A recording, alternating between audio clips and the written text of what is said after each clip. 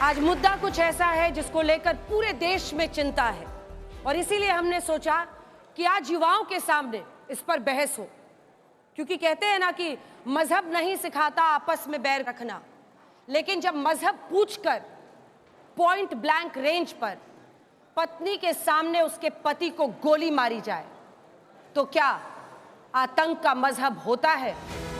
यही वो मोशन है जिस पर आज हम बहसबाजीगर में अपनी चर्चा करने वाले हैं।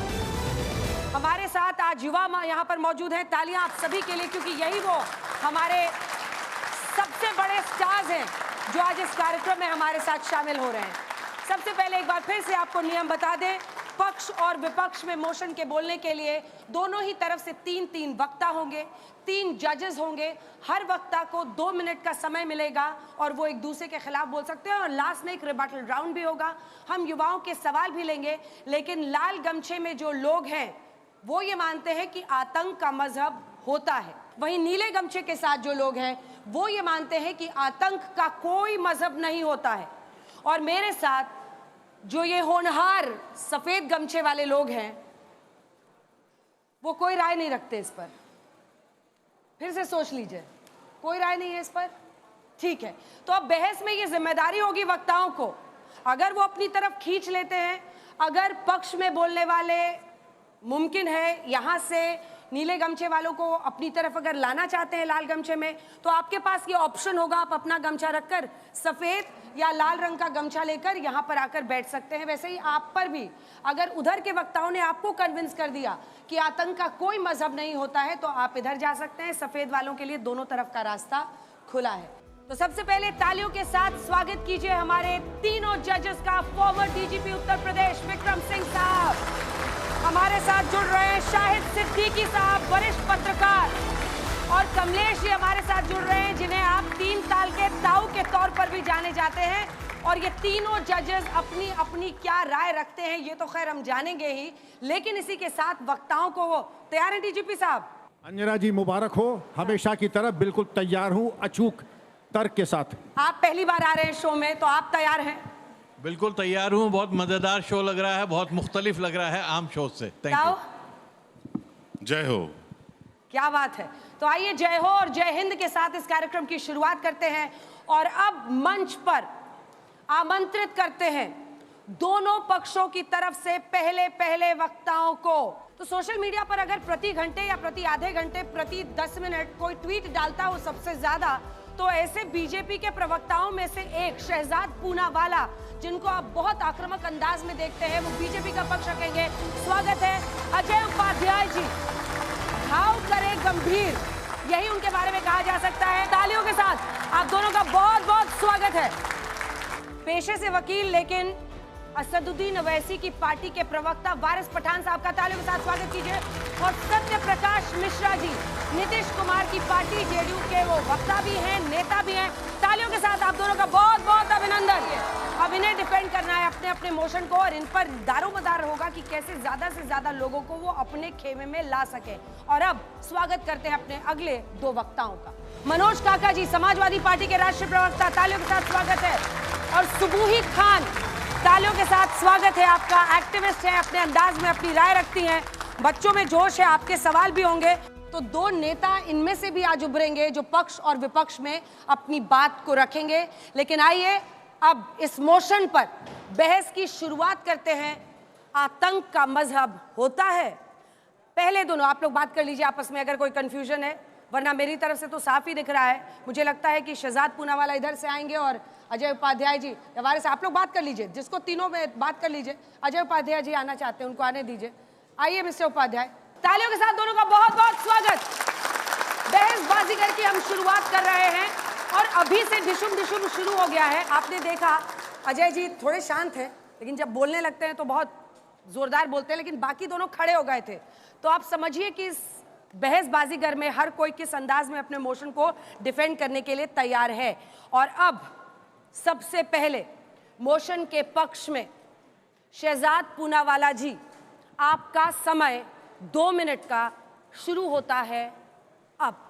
जी हाँ, आतंक का मजहब होता है, पर उसको देखने के लिए वोट बैंक का चश्मा उतरना ज़रूरी है, और उसका नाम है पाकिस्तानी इस्लामिक जिहाद। क्योंकि जिन लोगों को बिना सबूत के 26/11 में पाकिस्तानी आतंकी नहीं बल्कि हिंदुओं का हाथ नज़र आता है, जिन लोगों को पुलवामा में हिंदुओं का हाथ नज़र आता है, जिनको समझौता में और जिस लोगों को मालेगांव में हिंदुओं का हाथ नज़र आता है, यहाँ पर पहलगाम में जब कलमा टेस्ट लिया गया तब उनको इस्लामिक जिहाद नज़र नहीं आता। जब शरीर का टेस्ट करवाया गया तो उनको इस्लामिक जिहाद नज़र नहीं आता। जब उनको नाम और आईडी चेक करके लोगों को मारा गया तो इस्लामिक जिहाद नज़र नहीं आता। कांग्रेस के कई नेताओं ने यही चश्मा डाल रखा है। विजय वड़त्तीवार से लेकर थिमापुर साहब तक हमने देखा है कि राम गोपाल यादव से लेकर बाकी कांग्रेस और इंडिया अलायंस के नेता रावलपिंडी अलायंस की तरह बोलते हुए कहते हैं कि हिंदू हिंदू को मारता है।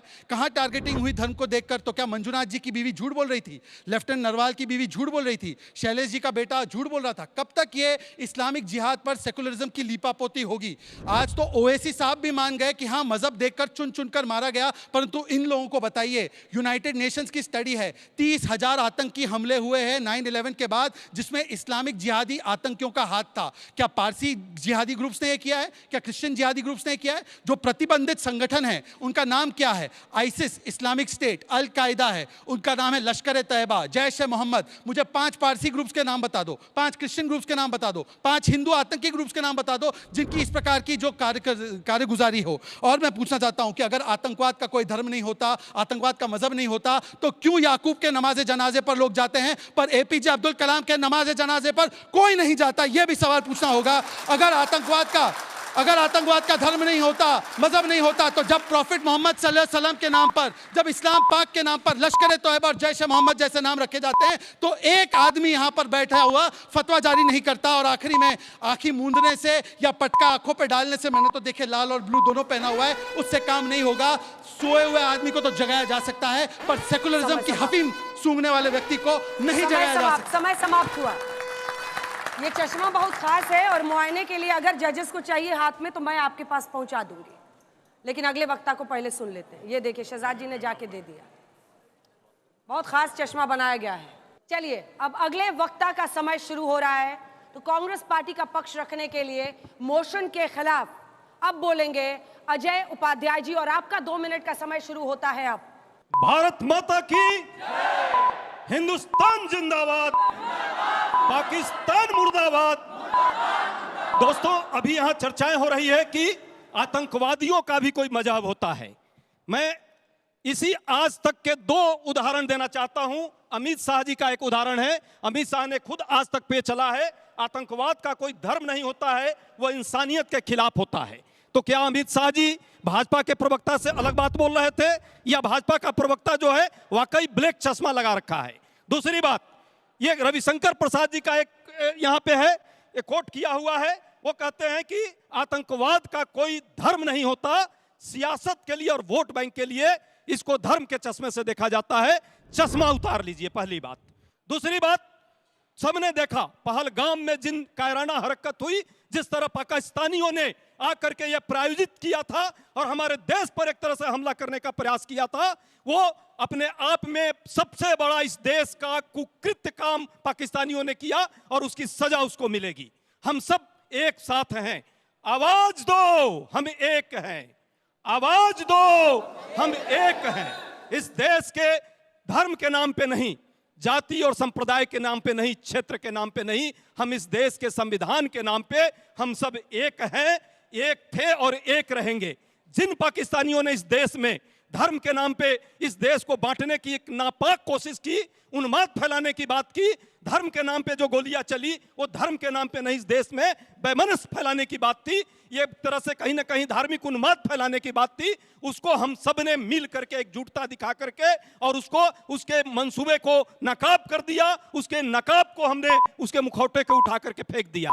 और हम चाहते हैं इस देश की सरकार आगे बढ़े, पाकिस्तानियों का इसका कहीं ना कहीं जवाब दे, जिस तरह इंदिरा जी ने जवाब दिया, जिस तरह नेहरू जी ने जवाब दिया, जिस तरह लाल बहादुर शास्त्री ने जवाब दिया। समय समाप्त हुआ, समय समाप्त हुआ, समय समाप्त हुआ, समय समाप्त हुआ। तो पहले 2 वक्ताओं ने अपनी अपनी बात बहुत बेबाकी से रखी है। अब आप दोनों अपनी अपनी जगह पर जा सकते हैं, लेकिन मैं जा रही हूं युवाओं के बीच में, क्योंकि अब युवा नेता चुनने का वक्त आ गया है। मुझे लगता है कि शुरुआत करते हैं इधर से कौन बोलेगा? आप बोलेंगे। आप आइए, आप पहले कार्यक्रम में आ चुके हैं, तैयारी के साथ आए हो एकदम। Yes ma'am. हाँ, चलिए इधर से कौन आएगा? तो दो युवा नेता हैं और दोनों युवा नेता इसी मोशन पर बोलेंगे अपने पक्ष और विपक्ष में। आप अपनी अपनी जगह पर, दोनों अपनी अपनी जगह पर आ जाइए और सारे वक्ता ध्यान से सुने जो प्रवक्ता हैं पार्टियों के। अब सिद्दीकी साहब शुरू कर रहे हैं।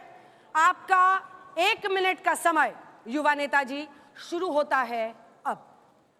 मैं जब मर जाऊं तो मेरा अलग मकाम लिख देना, जब मैं मर जाऊं तो मेरा अलग मकाम लिख देना, मरने के बाद खून से मेरे चेहरे पे हिंदुस्तान लिख देना। साथियों, मेरा नाम है अक़दस सिद्दीकी। हमें फिलहाल ये समझना पड़ेगा कि हम सबसे पहले जो धर्म है वो जीना सिखाता है, वो मारना नहीं सिखाता। सर बोले कि पहलगाम में माना कि मुसलमानों ने हमला करा था, लेकिन उनको बचाने वाले कौन थे? उनके लिए हॉस्पिटलों में खून की लाइनें लगाने वाले कौन थे? उनके लिए मस्जिदों में ऐलान करने वाले कौन थे? आप भूल चुके हैं सैयद आदिल हुसैन को, जिसने अपनी जान तक कुर्बान कर दी थी। और सर, सूरे अल-माइदा कहता है कि आपने एक निर्दोष इंसान को मारा तो आपने पूरी मानवता को मारा है। आप भूल चुके हैं ऐसा हिस्ट्री। आप हमारे पे उंगली उठाते हैं। असहयोग आंदोलन हो, चाहे कोई भी आंदोलन हो, जलियांवाला बाग में सबसे ज़्यादा मुसलमानों की लाश मिलेगी और अंडमान निकोबार में आपको सबसे ज़्यादा मुसलमानों की खबरें मिलेगी। बात हिंदू मुस्लिम की नहीं। आप अपनी सोच बदलिए, देश बदलेगा। ठीक है, इसी के साथ समय समाप्त हुआ। तो पहले नेताजी ने जबरदस्त, देखिए युवा अपनी तरफ से बोल रहे हैं, अपनी राय रख रहे हैं और सबसे अच्छी बात यही है। अब दूसरी तरफ से बोलने वाले हैं दुबे जी। दुबे जी, आपका 60 सेकंड का समय शुरू होता है अब। देखिए, हम सभी आरोपों को निराधार यहाँ साबित करते हुए बताते हैं भारत माता की जय।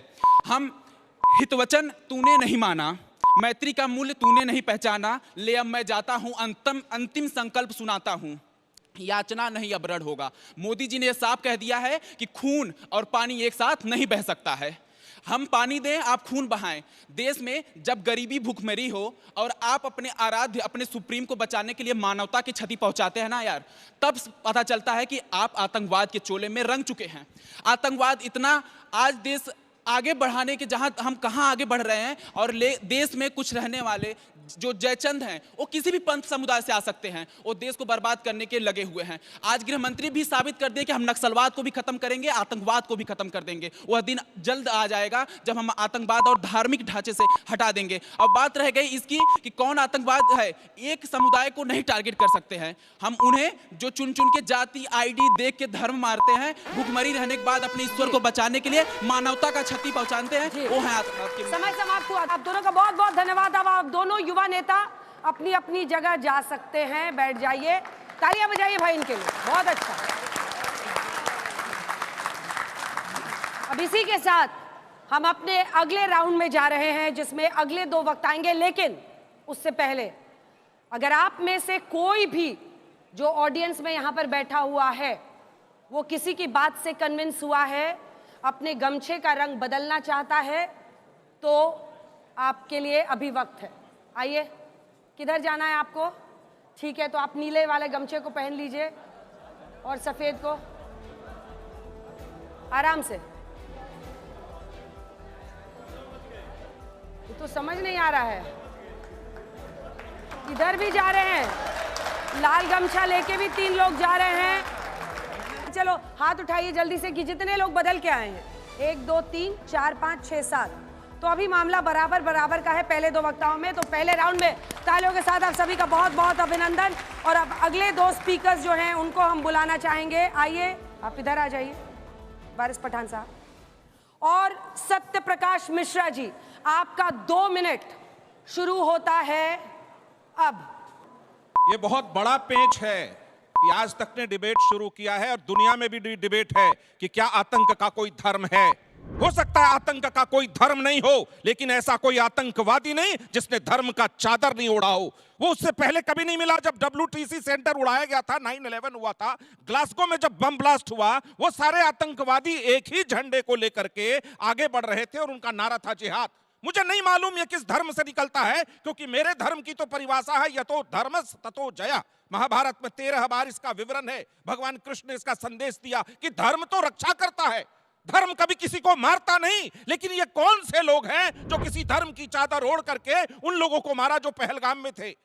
पहलगाम में पूछा तुम्हारा धर्म क्या है और मारा, तो मेरे मन में शंका उठती है, क्यों न मैं मान लूं आज कि दुनिया जब इस त्रासदी को झेल रही है तो कोई ऐसे लोग हैं जो धर्म की चादर ओढ़ करके आतंक को फैला रहे। मैं पूरे दुनिया के किसी धर्म को आतंक का धर्म नहीं कह सकता, लेकिन यह भी नहीं कह सकता कि जो आतंकी बंदूक लिए घूम रहे हैं, बम लिए घूम रहे हैं और पूरी दुनिया में कहीं न कहीं निर्दोषों की हत्या कर रहे हैं, वो किसी धर्म की चादर ओढ़कर नहीं कर रहे। मुंबई में 11 आतंकवादी आए, अंधाधुंध लोगों को मारा। कौन थे वो लोग? वो 11 लोग किस धर्म से थे? कैसा ब्रेन वॉश किया जा रहा है? वो अलकायदा का मुखिया कौन था? वो तालिबान का मुखिया कौन था जिसने तमाम धार्मिक लोगों के खिलाफ जिहाद का नारा दिया और उसको अलमोमीन कहा गया? तो ये समझना पड़ेगा आज 21वीं सदी के भारत को कि क्या आतंक का धर्म है या आतंक ने धर्म की नई चादर ओढ़ी है।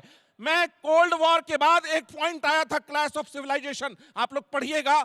एक हंटिंगटन बहुत बड़े थ्योरिस्ट थे सोशल साइंस के, उन्होंने कहा कि आने वाला विश्व आपस में संस्कृति, धर्म और जाति और तरह तरह की मान्यताओं के नाम पे टकराएगा। भारत को उससे विमुख रखना है। मैं धन्यवाद देता हूं भारत के उन तमाम लोगों का जिसने पहलगाम के बाद एक स्वर में कहा मजहब नहीं सिखाता, आपस में बैर रखना। तो भारत इससे अलग है। भारत का कोई परचम लहरा के आतंक नहीं फैला रहा, ये मैं मानता हूं। समय समाप्त हुआ।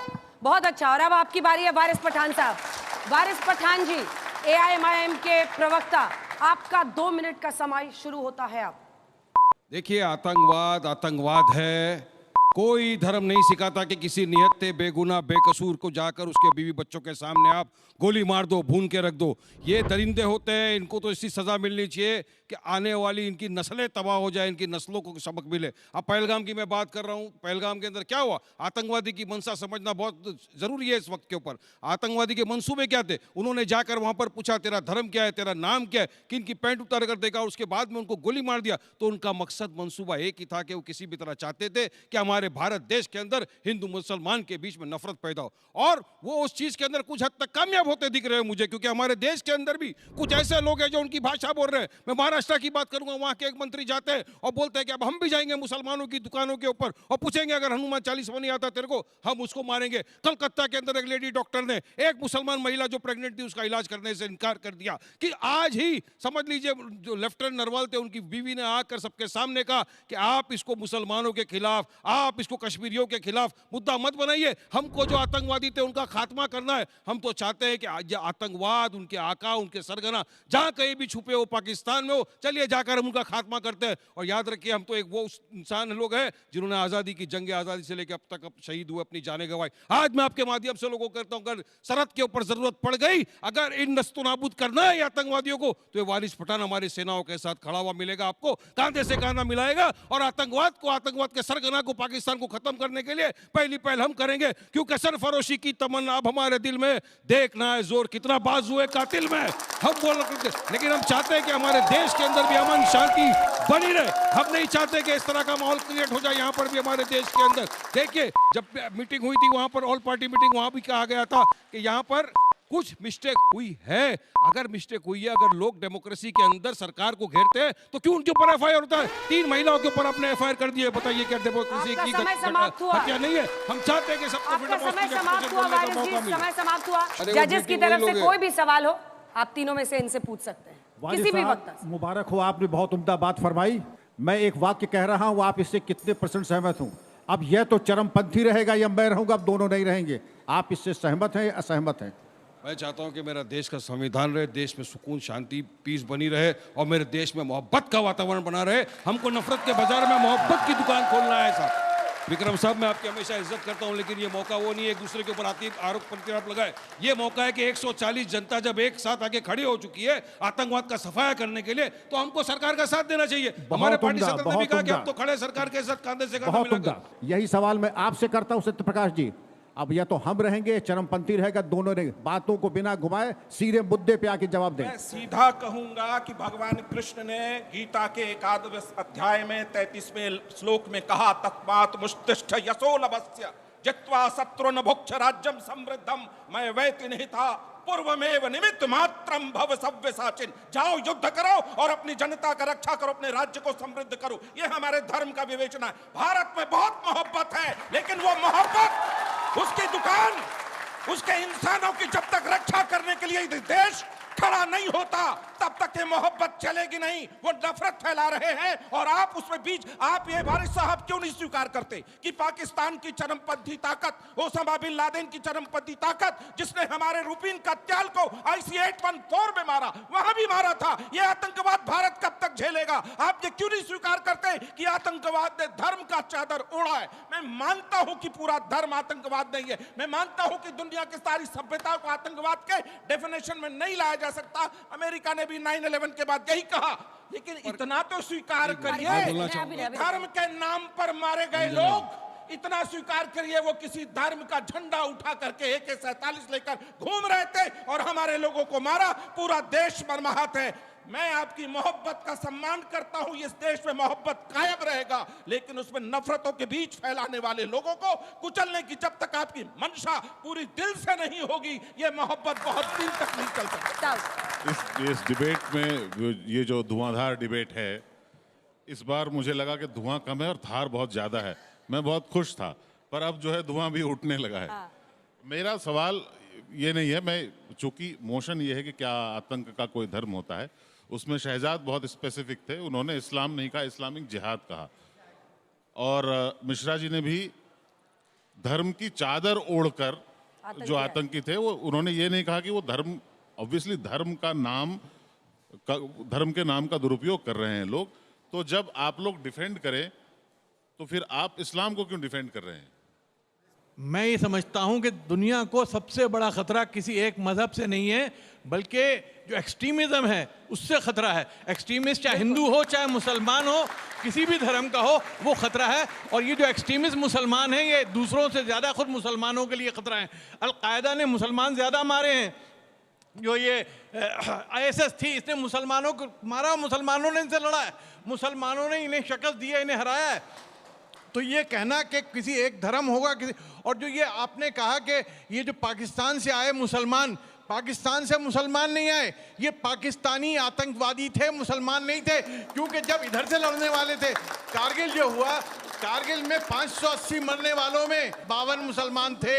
सत्यप्रकाश मिश्रा जी ने एक मुसलमान को ही यह जवाब देने के लिए आज अवसर दिया है, इसके लिए मैं धन्यवाद करता हूं। साहब, मैंने तो यह कहा था पाकिस्तानी इस्लामिक जिहाद, आप कहते हैं कि आतंकवाद का धर्म नहीं होता, मैं मानता हूं, पर हिंदू लिंचर बन जाता है। सुन लीजिए, हिंदू लिंचर बन जाता है, हिंदू टेरर हो जाता है, भगवा आतंक हो जाता है। तब आपने क्यों नहीं कहा कि एक्सट्रीमिस्ट दोनों जगह होते हैं? तब आपने क्यों नहीं कहा कि मुस्लिम एक्सट्रीमिस्ट को भी बोलिए? और मैं सर 10 सेकंड और, शायद 10 सेकंड, मैंने कहा कि मैं भी मानता हूं कि आतंकवादियों का धर्म नहीं होता, तो क्यों कमबख्त याकूब मेमन के जनाजे पर लोग जाते हैं, परंतु अब्दुल कलाम के जनाजे पर गायब हो जाते हैं? मैंने इसका सवाल भी पूछा आपसे। मैं इनका जवाब दूंगा। सुनिए सुनिए सुनिए, एक मिनट। 1991 में जब कश्मीर में आतंकवाद था, तो शाहिद सिद्दीकी वहां पे गया था और मेरे सिर पे इनाम रखा था JKLF ने, हिजबुल मुजाहिदीन ने, क्योंकि मैं कश्मीरी पंडितों के साथ वहां पे खड़ा हुआ था। उस वक्त भी जाके, जब इन लोगों का पता नहीं था, मैं खड़ा हुआ था। मेरा अखबार बैन कर दिया गया था कश्मीर में। मैंने उस वक्त उन्हें मिलिटेंट कहने से इनकार किया था, मैंने कहा था ये आतंकवादी है। मैं सारे जजेस और वक्ताओं से कह रही हूँ, ये डिबेट का पैटर्न अलग है, आपस में ना भिड़े। जजेस यहाँ पर आए हैं बोलने वाले पर अपनी राय देने के लिए। इसी के साथ वक्ताओं से भी कह रही हूँ, आप जजेस को सीधा टारगेट मत कीजिए। मुझे पता है ये एक ऐसा मुद्दा है जिस पर सबकी अपनी बहुत ही स्ट्रॉन्ग ओपिनियन है, बट प्लीज एक कायदे में रहे। सत्यप्रकाश जी, सिर्फ 2 लाइन का, क्योंकि मुझे अगले 2 वक्ताओं को बुलाना है। उन्होंने कहा कि 90 के दशक में वो कश्मीर गए थे, कश्मीर के तमाम हिंदू लोगों को आखिर कश्मीर क्यों छोड़ना पड़ा, और उनके छोड़ने के बाद 500 मंदिर वहां क्यों ढा दिए गए, चरारे शरीफ दरगाह को क्यों हाईजैक किया गया। ये बात समझनी पड़ेगी कि आतंक ने धर्म का चादर ओढ़ा हुआ है, लेकिन मैं धर्म को आतंकी नहीं कहता। चलिए, बहुत बहुत धन्यवाद आप दोनों का, तालियों के साथ दोनों का बहुत बहुत धन्यवाद। दोनों ने जबरदस्त तरीके से अपनी इधर से चले जाए सर। हाँ, थैंक यू सो मच। अब बारी है मनोज काका जी और सुबूही खान की, तो तालियों के साथ दोनों का स्वागत कीजिए। और सुबूही खान, आपका 2 मिनट का समय शुरू होता है अब। जय हिंद, वंदे मातरम। लोकतंत्र के महत्वपूर्ण स्तंभ राष्ट्र कल्याण के इस मंच से मैं सुबूही खान, एक भारतीय सनातनी मुसलमान, आप सभी लोगों को सादर प्रणाम करती हूँ। अंजना जी, अब से तकरीबन 8-10 साल पहले डिबेट्स पे आने की शुरुआत मेरी इसी चैनल से और आपके ही एक शो से हुई थी। एक बहुत ही संजीदा मंच है और हमारे सामने अधिकतर, या मुझे लगता है कि सभी युवा बैठे हैं, तो मैं पूरी जिम्मेदारी के साथ एक एक शब्द बोलूँगी, क्योंकि यहाँ पर मैं जो बोलूँगी वो भारत के जो भविष्य हैं, जो बच्चे हैं, उनकी पर्सनालिटीज़, उनके चरित्र का निर्माण होने वाला है। तो आतंकवाद का धर्म होता है कि नहीं, इस पर बोलने से पहले मैं 2 सवाल पूछना चाहती हूँ। कुछ नाम बोलूँगी, बच्चे समझदार हैं, गूगल भी कर सकते हैं। आइसिस, बोको हरम, तालिबान, अल शबाब, हमस, मुस्लिम ब्रदरहुड, हिजबुल्ला, अल कायदा, लश्कर तोयबा, उनके shadow group TRF, Hizbul Mujahideen, Jaish e Mohammed, Harkatul Mujahideen, इन सभी संगठनों का ऑब्जेक्टिव क्या है? इन सभी संगठनों का ऑब्जेक्टिव है एक इस्लामिक कैलिफेट, एक इस्लामिक स्टेट स्थापित करना, हिंदुओं को, यहूदियों को, ईसाइयों को ख़त्म कर देना और पूरे विश्व में कन्वर्जन्स करके सबको अपनी तरह मुसलमान बना देना। तो अगर ये आतंकवाद का धर्म नहीं होता है तो फिर क्या होता है, ये मेरी समझ से परे है। दूसरा सवाल, अभी एक बच्चे ने यहाँ पर आकर हमारे शहीद भाई सैयद आदिल शाह का जिक्र किया था, जिन्होंने पहलगाम के आतंकवादी हमले में लोगों की जान बचाई थी। मेरा ये सवाल है कि अगर मारने वाले का धर्म नहीं होता है तो बचाने वाले का धर्म कैसे हो जाता है? इतनी हिपोक्रेसी हम लोग कहाँ से लाते हैं? भारतवासियों को शिकायत सिर्फ दोहरे चरित्र से है, भारतवासियों को शिकायत सिर्फ मौन समर्थन से है। सही को सही कहिए, गलत को गलत कहिए। आतंकवाद का धर्म होता है, हर मुसलमान आतंकवादी नहीं होता, लेकिन हर आतंकवादी मुसलमान होता है, ये सत्य है। बहुत बहुत धन्यवाद आपका सुबूही खान। और अब बारी है आपकी मनोज काका जी, आपका 2 मिनट का समय शुरू होता है अब। देखिए, मेरा नहीं बल्कि पूरे मुल्क का और हमारे भारत का ये मानना है कि दुनिया में जो भी हमारे महापुरुष रहे उन सब ने ये कहा है कि दुनिया में धर्म वही है जो मानवता और बंधुत्व सिखाए, और हमारा भी यही मानना है। हमारे तो लोगों ने कहा है कि न तेरा है न मेरा है, ये हिंदुस्तान सबका है, और नहीं समझी गई ये बात तो नुकसान सबका है। हजारों रास्ते खोजे गए उस तक पहुंचने के लिए, मगर पहुंचो हुए ने ये कहा कि भगवान सबका है। तो हमारे यहाँ और पूरी दुनिया में हमारी जो मानवता, हमारे सबसे बड़े आराध्य लीला पुरुषोत्तम भगवान कृष्ण के सबसे बड़े आराध्य रसखान थे, और उनका असली नाम सैयद इब्राहिम था। कोई व्यक्ति और कोई ये नहीं कह सकता, प्रबुद्ध व्यक्ति, कि धर्म किसी तरह का आतंक का चादर ओढ़ सकता है। ये वो लोग हैं जो धर्म के आधार पर अपनी राजनीतिक रोटियां सेकना चाहते हैं। हमारे जो पहलगाम में हुआ, जो वो भयावह दुखद है, लेकिन उस दुख के समय में हमारे देश की सरकार और हमारे सरकार में शरीक लोग उस बहन के साथ खड़ा होने के बजाय उस पर कार्टून बना रहे थे, जिसके पति के सर में गोली मार दी गई। तो इस तरह के लोग हैं जो धर्म के आधार पर तमाम तरह के अपने राजनीतिक रोटियां और राजनीतिक अपना उत्थान करना चाहते हैं। लेकिन भारत की जो परंपरा रही है वो यह रही है कि यम निजा परोवेति गणना च लघुचेत साम उदार चरितानांतु वसुधैव कुटुंबकम की रही है। हम सभी धर्मों को समता के भाव से देखते हैं। हमारे महापुरुषों ने कहा है कि न हिंदू बनेगा न मुसलमान बनेगा, इंसान की औलाद है, इंसान बनेगा।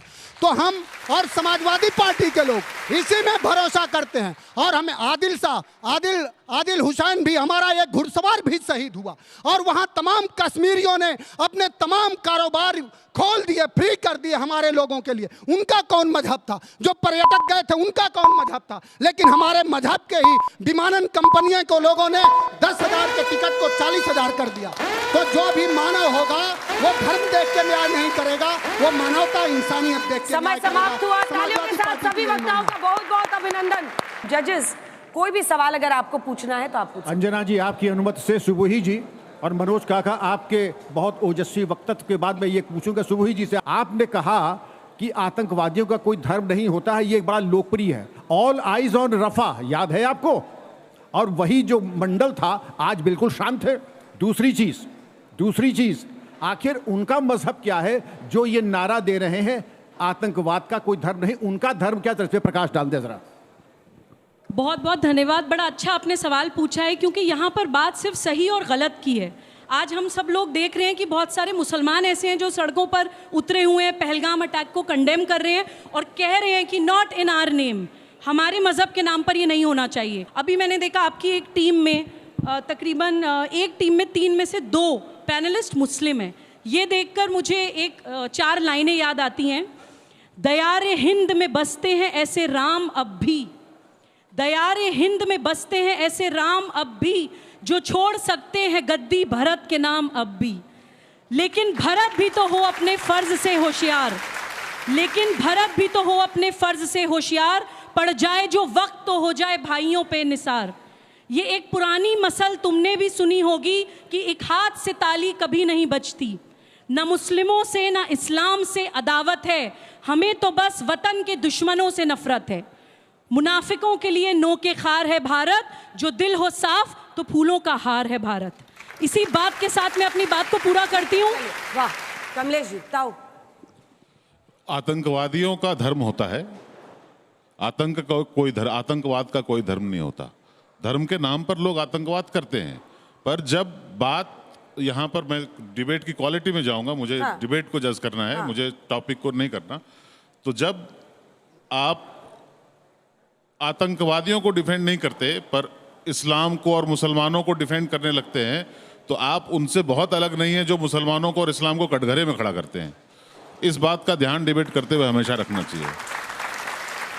मेरा कहना यह है कि आतंकवाद का धर्म नहीं होता, आतंकवाद की राजनीति होती है। जो महात्मा गांधी का कत्ल करने वाले आतंकवादी थे, उनका भी एक राजनीति थी। जो राजीव गांधी और इंदिरा गांधी को मर्डर करने वाले थे, उनकी भी राजनीति थी।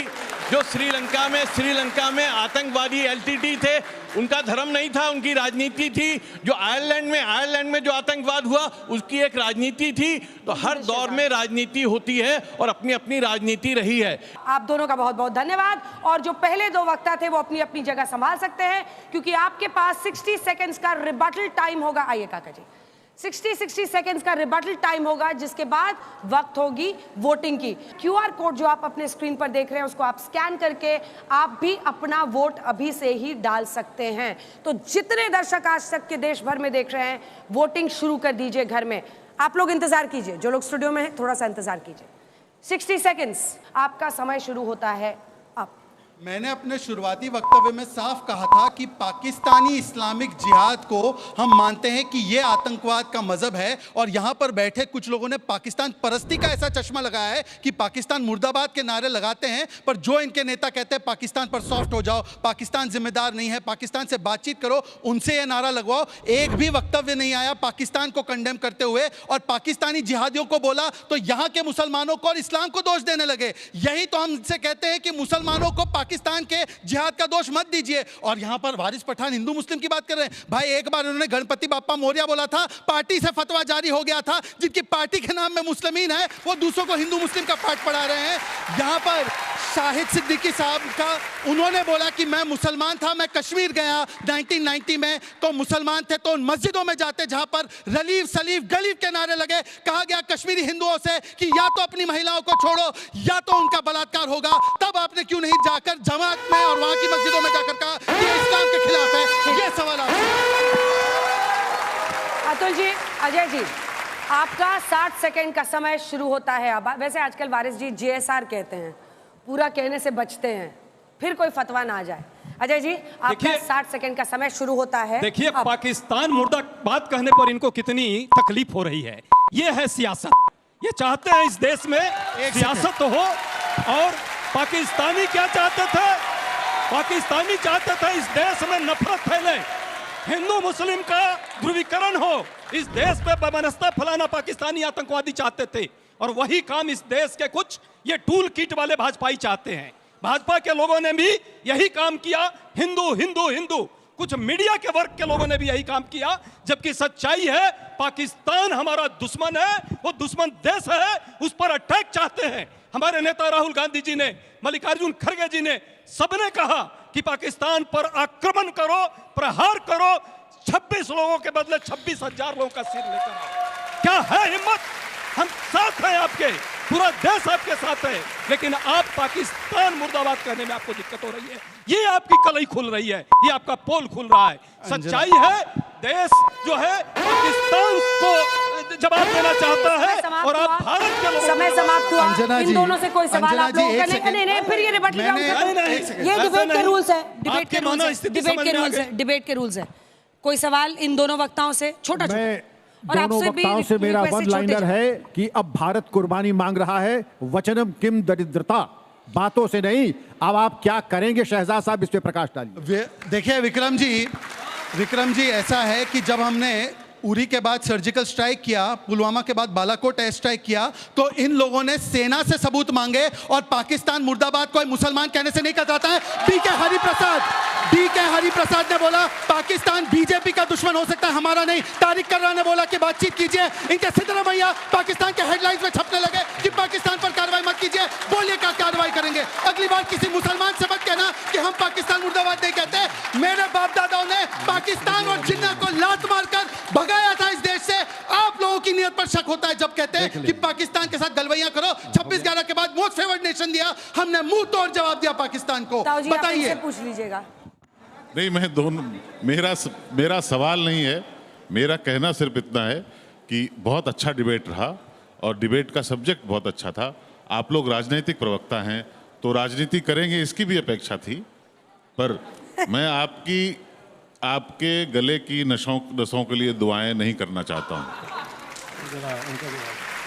ठीक है भाई, अभी आपने सुना शहजाद जी ने क्या कहा। अरे भैया, जाके पैर न फटे विवाई, सो क्या जाने पीर पर आई। हमने इंदिरा गांधी को खोया है, राजीव गांधी को खोया है। कौन से धर्म के वो लोग थे जो उन दोनों को मारा? हमने कभी धर्म नहीं पूछा। वो आतंकवादी थे और आतंकवादियों की वो करना में थे, उनको हमने जवाब दिया। चाहे पाकिस्तान को 2 टुकड़ों में बांटने की बात थी, देश को हमने जो है मजबूती दी और पाकिस्तानियों को नाबूद करने का काम किया। आप क्या कर रहे हैं अभी? क्यों नहीं जवाब? ये हिंदू धर्म का थियरी कौन लेकर आया? हिंदू धर्म का थियरी, हिंदू टेरर का थियरी कौन लेकर आया?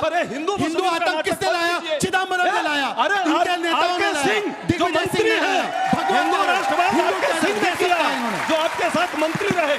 इनके मंत्री थे आर.के. सिंह, उन्होंने हिंदू आतंकवाद कहा था। सिद्दीकी साहब नहीं काम करेंगे। जल्दी से मैं आपसे पूछना चाहता हूं कि क्या ये जो आतंकवादी आए पहलगाम में, इनका मकसद भारत के लोगों को बांटना था या सिर्फ एक धर्म के लोगों को निशाना बनाकर एक धर्म के लोगों की तादाद कम करना था? ये मुझसे सच्चाई है, पूरा देश जानता है ये किससे कि वो बांटना भी चाहते थे और आतंक भी फैलाना चाहते थे।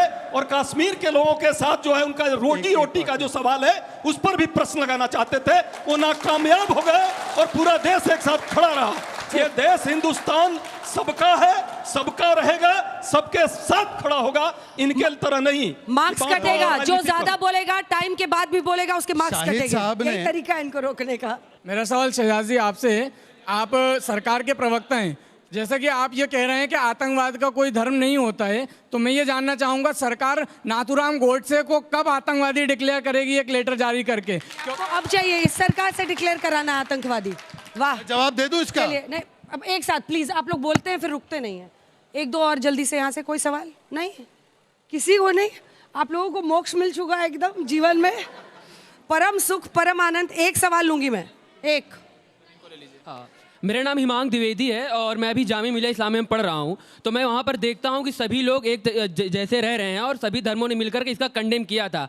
लेकिन मेरा सवाल कांग्रेस के प्रवक्ता जी से ये बताइए कि आपके जो मुख्यमंत्री हैं सिद्धारमैया जी, जब पूरा देश एक होकर के सवाल कर रहा है कि पाकिस्तान के ऊपर आक्रमण करना चाहिए और पाकिस्तान ने जिस प्रकार से निर्मम तरीके से हिंदू मुस्लिम कार्ड खेल करके हिंदुओं को मारा है वहाँ पर और मुसलमान को वहाँ पर विक्टिम बनाया, हिंदुओं को विक्टिम बना करके मुसलमान कार्ड खेल करके ये चाहते थे कि हिंदू मुस्लिम दंगा हो, उस पर सिद्धारमैया ये बयान देते हैं कि हम पाकिस्तान पर हमला नहीं कर सकते हैं और बाद में फिर वही माफी मांग करके अपने सफाई देते हो। तो इस पर आप क्या कहना चाहेंगे उनको? दोनों से एक सवाल है, आप शुरू कीजिए फिर आप छोटा 2 लाइन का जवाब। देखिए, इन्होंने कहा कि गोडसे को आतंकवादी घोषित क्यों नहीं करते। मान्यवर गोडसे ने महात्मा गांधी को गोली 1948 में मारी, उसके बाद कन्विक्शन हुआ। लगातार 70 साल कांग्रेस की सरकार थी, कांग्रेस ने तो गोडसे का मंदिर बनाने वाले बाबूलाल चौरसिया को अपनी पार्टी में ले लिया और गोडसे ने तो शरीर को मारा, जो रोज विचारों को मार रहा है महात्मा गांधी के, मतलब कि डायनेस्टी पॉलिटिक्स करके, मतलब कि तुष्टीकरण और मतलब कि जय श्री राम के खिलाफ बोलकर, क्योंकि राम राज्य महात्मा गांधी की परिकल्पना थी। ऐसे व्यक्तियों को क्या बोलेंगे? वो गांधी परिवार जो उनके नाम को गलत इस्तेमाल करके रोज उनकी आत्मा को छेद कर रहा है। बताइए, अच्छा आप बोलिए कि उनके विचारों को मारने वाला आतंकवादी। आपसे उन्होंने पूछा सिद्धारमैया पर और आपके नेताओं पर। मैं अभी कह रहा हूं कि गोडसे मुर्दाबाद बोलिए, शायद नहीं बोल पाएंगे। ऐसे बोलिए गोडसे मुर्दाबाद, गोडसे मुर्दाबाद, गोडसे मुर्दाबाद। नहीं बोल पाए, चलिए। अब आपने जो प्रश्न किया है सिद्धरामैया जी को खुद क्षमा मांगनी पड़ी। राहुल गांधी जी, खड़गे साहब हमारे जो नेता हैं और पूरा कांग्रेस, जो अधिकृत हमारा CWC का बयान है, हम सब सरकार के साथ हैं और हम चाहते हैं कि पाकिस्तान से बदला लिया जाए। 26 लोगों के बदले 26,000 सिर काटनी हो, हम उसके साथ हैं सरकार के। सिद्धरामैया साथ में है, आगे बढ़े कर्रा साथ में है, सिद्धरामैया, लेकिन ये नहीं बोल पाएंगे। इनको बहाना चाहिए कि अटैक न करना पड़े, आक्रमण न करना पड़े। ये बहाना मत ढूंढिए।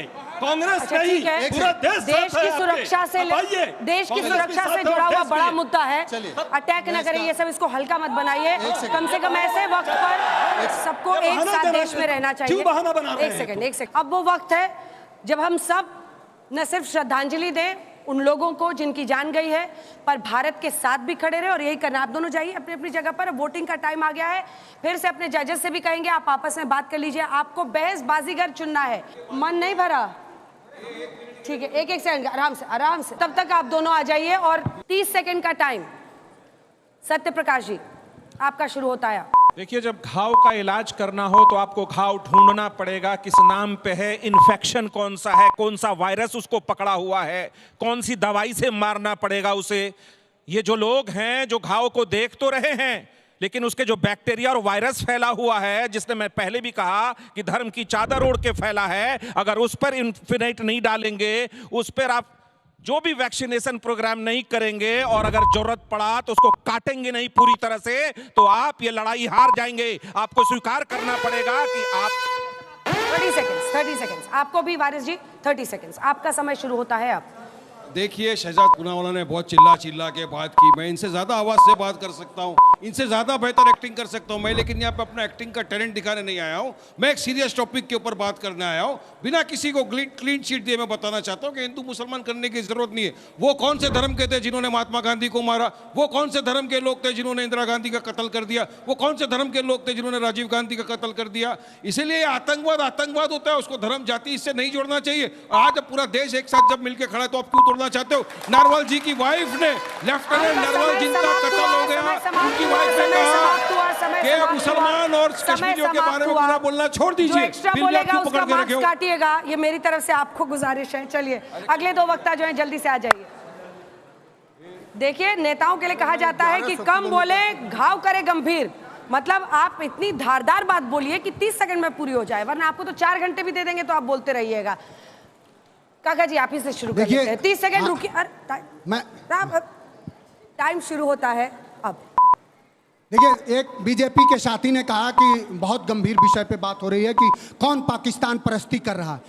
उस प्रधानमंत्री से भी पूछना चाहिए जिसने 140 करोड़ लोगों का जो प्रतिनिधि है। चूंकि लोकतंत्र में कोई श्रेष्ठता का भाव नहीं होता है। आप भले प्रधानमंत्री हैं, आप प्रतिनिधि हैं। आप कौन प्रधानमंत्री था जो मुल्क को बिना बताए बिरयानी खाने चला गया और साल भेंट कर रहा था? उस पाकिस्तान से जिसने हमेशा हमारे साथ दगा किया है। और रही बात पाकिस्तान का, ये नौनिहाल चेहरे, नौजवानों के चेहरे बता रहे, अब पूरा हिंदुस्तान बता रहा है पाकिस्तान नेस्ता नाबूद हो जाएगा, बशर्ते एक बड़े आत्मबल की जरूरत है। और सवाल यह है कि सिर्फ बातों से काम नहीं चलेगा। हमारा एक BSF का जवान 7 दिन से पाकिस्तान के कब्जे में है, उसका जवाब कौन देगा? सरकार को देना चाहिए। समय समाप्त हो गया। सुबोही जी। अंजना जी, वारिस भाई और उनकी पार्टी ने आतंकवाद को कंडेम किया है, उसकी मैं सराहना करती हूँ। लेकिन विश्वास पता इन लोगों पर क्यों नहीं होता?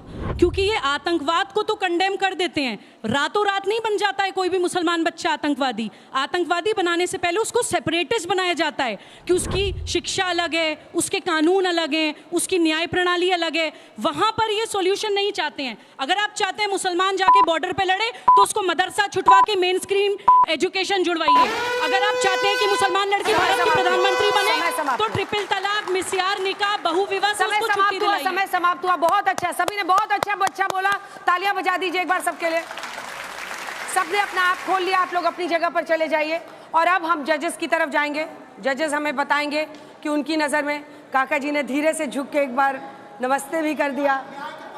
हाँ, क्या बात है, सम्मान भी दिया जा रहा है। चलिए अंजना जी, सभी विद्वान पैनलिस्ट, ये सबसे कठिन घड़ी होती है किसी जज के लिए कि इतने वीर कहें भीष्म, कर्ण, अर्जुन, कौन सब सर्वश्रेष्ठ योद्धा? सभी सर्वश्रेष्ठ योद्धा है, लेकिन जजों ने सर्वसम्मति से सत्य प्रकाश मिश्रा जी को अच्छा सर्वश्रेष्ठ वक्ता कहा है। लेकिन मेरा एक मतभेद है। मैं चाहता हूं एक टाई के रूप में Subuhi Khan is close runner up of Satya Prakash जी। वाह, बहुत अच्छा, बहुत अच्छा। देखिए, यहाँ पे शहजाद को एक अनफेयर एडवांटेज है कि वो बहुत तेज और बहुत स्पष्ट शब्दों में बहुत कुछ कह जाते हैं। प्रैक्टिस उनकी बहुत ज़्यादा है और यहाँ पे मैं समझता हूँ कि वो उनको बाहर रखा गया है इस जजमेंट से। उसमें सत्यप्रकाश मिश्रा जी विजयी घोषित किए जा रहे हैं और बाकी सभी लोगों का परफॉर्मेंस अच्छा रहा है, पर आज के लिए बाजीगर वही हैं। सिद्दीकी जी। मेरा भी मतभेद है कुछ, लेकिन मैं भी अजय प्रकाश मिश्रा जी को सबसे बेहतर और सबसे सभ्य और सबसे तरीके से पेश करने वाला मानता हूं। शुक्रिया। चलिए, और अब सत्य प्रकाश मिश्रा जी आज के बहस बाजीगर बने, तो तालियां बजाइए भाई इनके लिए। बहुत अच्छा, बहुत अच्छा। देखिए, और सुबुही खान की भी प्रशंसा की है तमाम जजेस ने, तो एक बार ताली उनके लिए भी बजा दीजिए। और जैसा ताऊ जी ने कह दिया है कि शहजाद पूनावाला तो वैसे ही तेज धार गाड़ी लेकर निकलते ही हैं, और बाकी भी सब ने बहुत अच्छा बोला। ह्यूज राउंड ऑफ अप्लॉज सबके लिए। बहुत अच्छा बोला सभी वक्ताओं ने, अपने अपने तरीके से मोशन को डिफेंड किया। अब आपकी बारी है, घर में बैठे हैं, QR कोड स्कैन कीजिए, फौरन वोट कीजिए। चलिए, और अब आप अपना वोट डाल सकते हैं। क्या आतंक का मजहब होता है इस मोशन पर देखिए। हाँ कहने वाले अभी तक 66%, नहीं वाले 33, ऊपर नीचे हो रहा है। कह नहीं सकते वाले भी 1% लोग हैं। मामला अब हाँ में 46% हो गया है, नहीं कहने वाले 55, 57, इधर 42, 40, 59, 1, 39, 58, 59। मुझे लगता है एंड रिजल्ट का वेट करते हैं।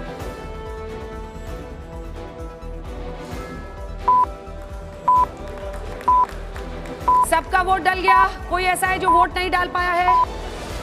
20 सेकंड बाकी है, आप अपना वोट डाल सकते हैं। 20 सेकंड बाकी है। अगर कोई ऐसा है जो वोट नहीं डाल पा रहा है तो बताइए।